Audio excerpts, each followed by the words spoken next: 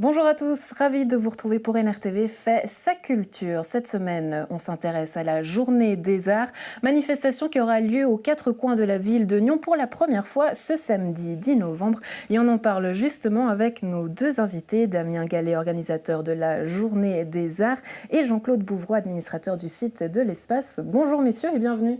Bonjour, merci. En deuxième partie d'émission, place au monde du spectacle avec TAP, le théâtre amateur de Prangin, et l'association Coopéra pour tous.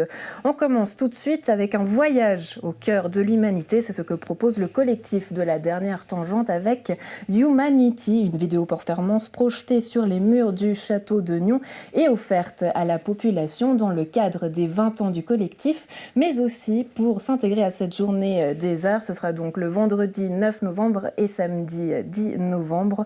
Le plasticien Bernard Garot et Marc Descoster, vidéaste, vous en parlent. Regardez.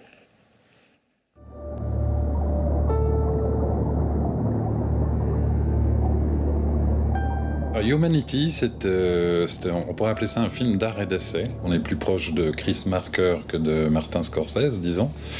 Et c'est un film qui entend explorer un peu le rapport aux éléments, tout ce qui fait aussi que le château de Nyon est le château de Nyon. C'est un film d'une quarantaine de minutes qui associe des photos, des dessins live, des séquences filmées expressément pour le film. C'est un peu un parcours de l'histoire universelle de l'homme autour de Nyon.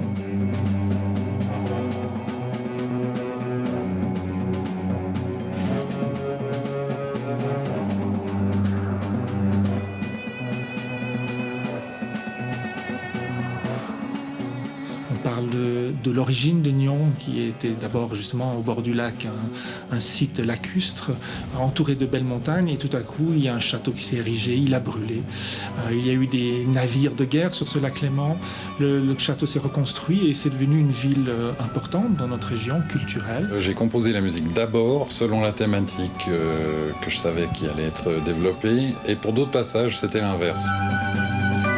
C'est une musique, j'ai envie de dire, un peu dans la tradition de la musique de film. C'est-à-dire qu'on est on est dans quelque chose de mélodieux, mais qui se veut aussi narratif. C'est-à-dire que ça permet vraiment d'accompagner les images. Et qu'on ouvre par ces images qui viennent à la fois de Chine, d'Espagne, de Madère, du Portugal, du nord de l'Allemagne, que le monde est très ouvert et que l'interdisciplinarité n'est pas liée à uniquement une région. On parle à tous les humains de problématiques écologiques, de problématiques sociétales, de problématiques de vulnérabilité, de mémoire.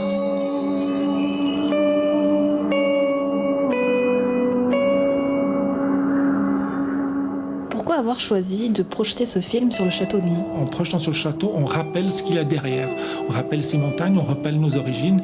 Et le château, c'est le lieu de rencontre, c'est le lieu symbolique de Nyon. Et je pense que c'était important d'essayer de projeter publiquement, gratuitement, pour tout le monde, à cet endroit-là.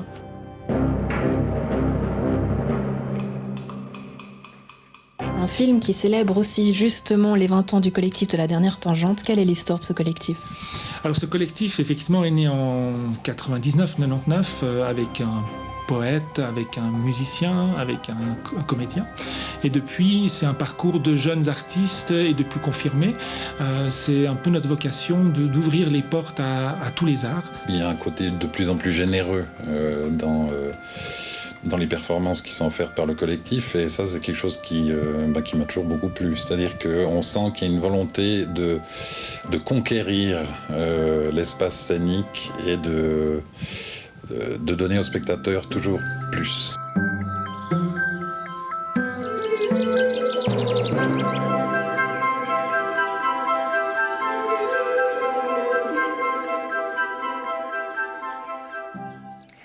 La Journée des Arts, manifestation qui aura donc lieu ce samedi 10 novembre. Damien Gallet, comment est née l'idée de cette journée ? Alors, tout d'abord, il faut préciser qu'on est une association, donc on a une dizaine de personnes bénévoles. Et on a eu l'idée de créer cette journée car il n'y avait rien à Nyon en fait qui correspondait à ce type de journée. Porte ouverte des galeries, musées d'art et ateliers d'artistes. Événements qu'on trouve dans beaucoup de villes, Lausanne, Genève, Morges, Rolle. Donc on s'est dit, on doit la faire à Nyon. Et on a monté sur pied depuis bientôt une année cette journée. pour mettre en lumière tous les lieux d'art, parce qu'on estime qu'il y a quand même des belles choses, des petites perles cachées, il y a des lieux quand même qui méritent d'être mis en lumière, et on encourage le visiteur à découvrir ces lieux. Nyon, souvent dite Nyon ville de festival, mais à votre avis, est-ce qu'il y a justement d'autres arts à mettre en avant? Vous parlez notamment des arts plastiques, c'est eux qu'il faut mettre en avant? Tout à fait. Alors c'est vrai qu'il y a on entend beaucoup parler de Nyon ville de festival, et nous on avait envie de créer une journée pour mettre en lumière les arts plastiques, c'est-à-dire photographie, peinture, sculpture, dessin, illustration, etc. Et ça, c'est vrai qu'il n'y avait pas un événement lié à ces arts. Aujourd'hui, on sait que le besoin des artistes, c'est aussi d'avoir des lieux de création, avoir des ateliers, ce que vous proposez d'ailleurs à l'espace. Est-ce qu'il y a d'autres besoins pour ces artistes, Damien Gallet, que vous avez ressenti justement en les rencontrant comme ça de prime abord? Alors écoutez, ils ont besoin d'être mis en valeur, écoutés, respectés. Et c'est vrai qu'une journée comme ça, ça met justement la lumière sur leur art et ça accueille des visiteurs aussi pour qu'ils puissent échanger et puis évoquer leurs besoins, effectivement. Notamment lors d'échanges et de conférences comme on pourra voir samedi. Jean-Claude Bouvreau, vous participez justement à cette journée de l'espace puisque les artistes ouvrent leurs ateliers, mais vous proposez aussi une table ronde intitulée « Comment financer les infrastructures culturelles ». Aujourd'hui, dans le contexte politique et économique dit austère, justement, comment est-ce qu'on finance ces infrastructures culturelles ? Alors, il y a les communes qui participent, qui payent, mais pour nous, depuis la création de la fondation en 2000, c'est une fondation totalement privée qui n'a pas d'aide étatique et on veut mettre des locaux à disposition des artistes au niveau de l'art ou du social. Donc on a racheté cette ancienne usine et on fait des locations, on a une 50aine de locataires qui nous couvrent les frais pour simplement vivre et puis tenir les locaux. On a maintenant un projet de doubler les surfaces de 6500 m², de passer à 13 500 et on va devoir financer ces constructions. Notamment la Maison des Arts et de la Culture qu'on envisage de faire au bord de la voie chemin de fer. Et là, bien sûr, il y a des financements importants qu'il faudra aller chercher, des financements privés certainement, des financements bancaires aussi. Parce que les artistes, très souvent, n'ont pas des gros moyens et il faut trouver des solutions pour leur mettre à disposition des locaux à des prix qui sont très raisonnables. Ouais. Et pour nous, Fondation, on doit simplement vivre sans faire de bénéfices puis mettre des locaux le meilleur marché possible à disposition. Mais j'imagine tout de même que ce n'est pas anodin. Plusieurs personnalités culturelles sont invitées à cette table ronde, notamment Fabienne Frémont-Contonne, municipale en charge de la culture, ou encore Gérard Produit en charge de la culture pour Région de Nyon. C'est donc un message que vous voulez leur faire passer avec cette table ronde ? Alors oui, le faire passer, continuellement, il y a quelqu'un dans les arts qui le fait passer, ou tous les artistes qui vont demander des subventions auprès de la commune. Donc, est-ce que c'est aux artistes justement de faire ce travail-là politique ? Alors, ils peuvent le faire, mais tout le monde doit le faire. Parce que comme le fait maintenant cette association qui organise cette journée, c'est pour sensibiliser les gens, puis que tous les artistes aient la possibilité d'avoir des locaux, de pouvoir travailler leur art dans un endroit adéquat. Damien Gallet, quelque part, la volonté aussi de rendre à l'artiste sa seule fonction, son rôle artistique, en se détachant aussi justement de la promotion dont vous avez parlé tout à l'heure. Selon vous, quelles sont les solutions qu'on pourrait proposer pour aider ces artistes, outre ces manifestations ? Alors écoutez, effectivement, l'espace va ouvrir justement un lieu pour qu'ils puissent s'exprimer. Notre journée, c'en est un aussi, bien sûr. Mais avant tout, c'est de sensibiliser le public à l'art. Et après, ça va découler forcément, il y a des sponsors qui vont venir, il y a des mécènes, il y a tout un univers autour des arts. Et les artistes ont besoin justement qu'on parle d'eux et qu'on les mette en valeur.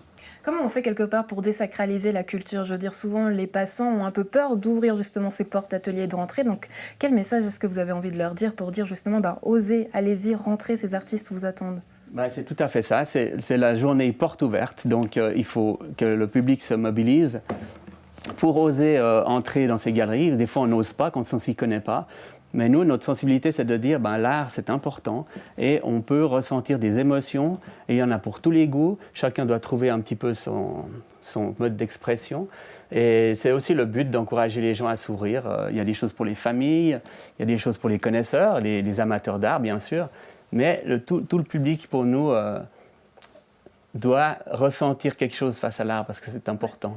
Jean-Claude Bouvreau, vous qui êtes au quotidien en contact justement avec ces artistes, est-ce que ces artistes sont d'accord à ce qu'on les dérange et à ce qu'on vienne finalement dans ces ateliers au quotidien, outre cette journée des arts? Alors, ils le souhaitent. Ils le souhaitent et pour notre part, on a fait 2 fois des journées portes ouvertes dans les années 2000-2010. Et l'année passée, on a recommencé à faire une journée porte ouverte aussi au mois de novembre, qui a très bien marché. On est content de le faire cette année. Sur le long terme? Oui, tout à fait, parce qu'il y a des artistes qui ont été connus. Il y a des gens qui viennent, qui ne s'imaginent pas du tout ce qu'il y a dans cette ancienne usine, tous ces ateliers, ce foisonnement de créateurs et de gens dans des arts qui sont divers. Mais malheureusement, c'est limité, il en faudrait encore plus et qui donne encore plus de visibilité. C'est pour ça que ce projet de Maison des Arts et de la Culture, ce sera quelque chose de grand, d'important, avec des ateliers d'artistes, mais aussi des résidences d'artistes avec 2 grandes salles d'exposition. Merci messieurs pour ces précisions et quant à nous on continue justement avec le monde des spectacles et le TAP, le théâtre amateur de Prangin qui présente cette année Caviar ou Lentilles, une comédie à voir aux Morettes tout le mois de novembre. Monsieur Papagato, pouvez-vous bien prier le colonel de sortir de votre appartement? Oui. Colonel, nous vous remercions beaucoup pour tout, mais maintenant, excusez, il faut nous laisser, parce qu'on va rester tout seul, en famille. Très bien. Cette année, ça s'appelle Caviar ou Lentilles, une pièce italienne, une pièce des années 50, une farce napolitaine. Voilà, c'est le thème de cette pièce. Voilà, la musique s'arrêtera, top. Et c'est parti. Bien, ça se passe dans une famille très pauvre, voilà, ils ont de la peine à vivre, à joindre les deux bouts chaque mois. Mais le père, qui est un homme malin et intelligent, arrive par force subterfuge à se faire inviter dans des mariages ou dans des baptêmes. Il a réussi à se confectionner un vêtement pour pouvoir être invité. Et puis, en fin de compte, il vole des nourritures et des boissons sur les bars de ces cérémonies. Ensuite, il les ramène chez lui et puis il les vend pour nourrir sa famille. Il arrive à faire ça avec beaucoup de délicatesse et de poésie, parce que c'est un homme très cultivé. Et puis, malgré qu'il soit malhonnête, on s'attache quand même à lui et on lui pardonne un petit peu ses écartades, on va dire. À qui les avez-vous donnés? Au mari, naturellement. Vous avez très mal fait. C'est un ivrogne. Dès qu'il a de l'argent dans les mains, il s'empresse d'aller le boire. Dorénavant, c'est moi qui avancerai l'argent et ensuite vous me le rendrez. Merci, mais vous vous donnez beaucoup trop de mal. C'est une alchimie, le théâtre, hein. C'est difficile de savoir exactement ce qui se passe. Moi, en tout cas, quand j'ai lu la pièce, j'ai aussi beaucoup ri. Quand on l'a lu aussi avec la troupe, tout le monde a ri pas mal là-dessus. Ça fait 5 ans que je fais du théâtre, c'est la première fois qu'en lisant une pièce, je rigole autant. Donc du coup, ça promettait beaucoup pour la suite. J'ai compris de quoi elle parlait. J'étais contente, parce que des fois, on ne voit pas forcément toujours qu'est-ce que ça peut donner. Et puis là, j'avais une idée un petit peu de ce que ça pourrait être dans la réalisation de cette pièce. Donc, et ça m'a bien fait rire, justement. Je me suis dit, ça va être chouette. À force de répéter le texte ensemble, de se tromper ensemble, ça fait que, comme vous dites, la mayonnaise, elle a pris. Qui est-ce? Qu'est-ce que j'en sais? Vous attendez quelqu'un? Non! Oh mon Dieu! Ouais, c'est le leader, la derrière. Ah, c'est Venuto! Là, c'est Percy. Qu'est-ce qu'il y a, Venuto? Venez, Roberto! Oh, Roberto est revenu! Ah, Roberto est revenu. Il y a une certaine énergie qu'il y a dans cette pièce où ça part un peu bam, bam, bam, bam. Évidemment, il ne s'agit pas de faire de l'imitation napolitaine, mais de trouver nous-mêmes les énergies de ce texte italien, parce qu'il y a quelque chose qui pulse, qui évidemment nous rappelle le sud de l'Italie. Malgré qu'elle ait été écrite dans les années 60, on peut peut-être se retrouver dans certains des personnages, dans leur façon de parler, peut-être, qui est un peu du langage de tous les jours. C'est-à-dire qu'on n'est pas dans une pièce classique où c'est du langage un peu trop sophistiqué. Donc c'est vrai qu'on on s'attache plus au personnage et on s'identifie plus. Message derrière tout ça, je pense que c'est important de prendre du bon temps, prendre du plaisir et de rire. Enfin, qu'est-ce qu'il y a là?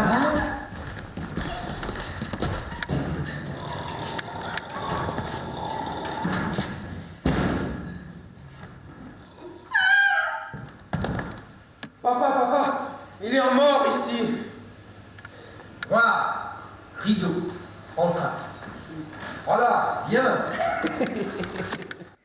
Direction à présent le théâtre de Terre Sainte à Coppet avec l'association Coopéra pour tous qui jouera les 8, 9, 10 et 11 novembre la célèbre opérette d'Offenbach, La Belle Hélène n'était pas une poire. Il vous en parle.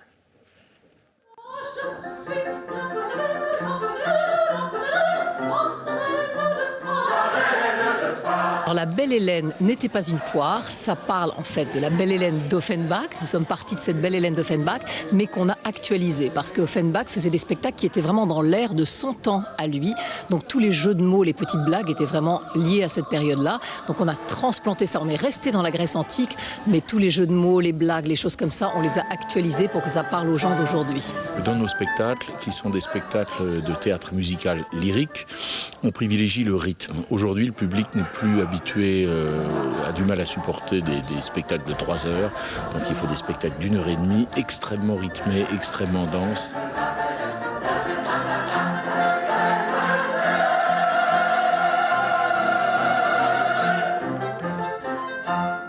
L'opérette, c'est beaucoup plus difficile que l'opéra, parce que lorsque vous chantez un opéra, d'abord c'est tout dans la même langue, vous êtes dans votre loge, vous vous concentrez, vous n'avez qu'à chanter, c'est tout. Chantez bien, mais c'est tout. L'opérette, il faut jouer, il faut danser, il faut être d'une vivacité inouïe, parce qu'on doit penser à tous les paramètres en même temps, et il faut voir que ce soit complètement improvisé, alors qu'en fait vous avez bossé pendant des mois. La difficulté, c'est effectivement de passer d'un genre à l'autre, mais c'est aussi de passer à la voix parlée, à la voix chantée. Offenbach était un génie, mais vraiment un génie. Mais tous les chanteurs vous le diront, c'est pas facile à chanter du tout, du tout, du tout.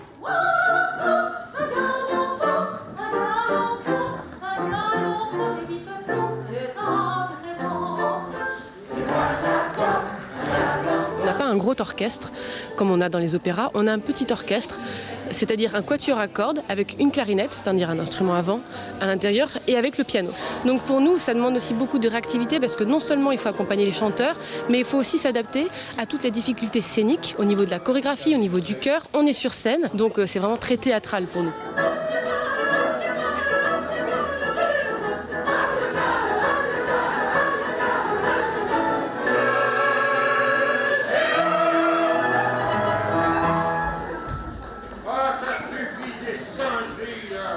Cette furieuse que Ménélas s'est chassé Paris, et pour se venger, elle a insufflé un vent de débauche sur la Grèce entière. Moi, j'adore la pétanque. L'équipe est formidable avec tous nos jeunes artistes, les jeunes de l'orchestre, le chœur de Coppet qui est génial, avec lesquels on a travaillé depuis plusieurs mois et qui se sont investis à fond. Donc c'est une osmose, une équipe qui donne un résultat franchement très enthousiasmant. Ça permet d'être différent. Les gens me connaissent peut-être d'une manière un peu plus stricte et de voir faire la folle sur scène, déjà c'est un immense plaisir pour moi et ça leur permet de voir que je suis aussi capable de rigoler quelquefois.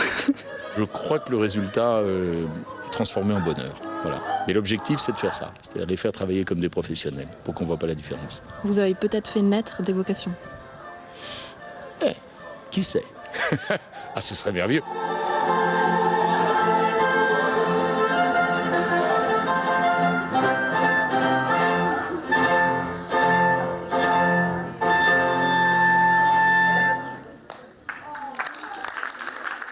Et pour terminer, l'agenda culturel réalisé avec l'aide de Greg Barnil et d'Isaac Rodriguez et en partenariat avec Région de Nyon.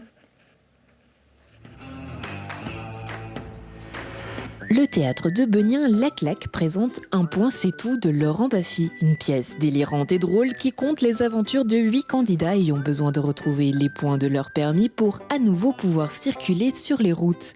Rendez-vous à la salle de Fleury de Beugnin les 9, 10, 11, 16 et 17 novembre. Découvrez les artisans de la région lors du week-end des artisans. Au programme, artisanat du tissage, fabrication de bougies, du vitrail, de la peinture, de la bijouterie, du verre, de la céramique, du cuir, etc.